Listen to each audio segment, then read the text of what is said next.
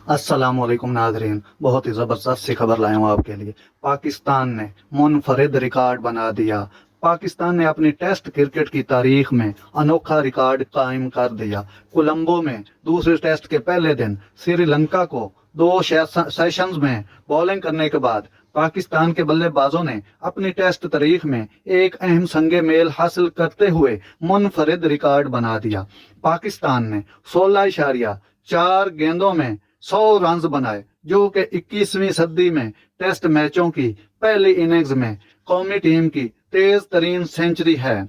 इमामुल हक के आउट होने के बावजूद जब टीम का स्कोर 13 था तो अब्दुल्ला शफीक और शान मसूद ने तेजी से रन बनाए और रन रेट को 6 से ऊपर रखा। शफीक ने सिर्फ 49 गेंदों में अपनी 50 मुकम्मल की तो शान मसूद भी 100 से ऊपर के स्ट्राइक रेट पर स्कोर करते रहे। मसूद ने सिर्फ 44 गेंदों पर 50 मुकम्मल की।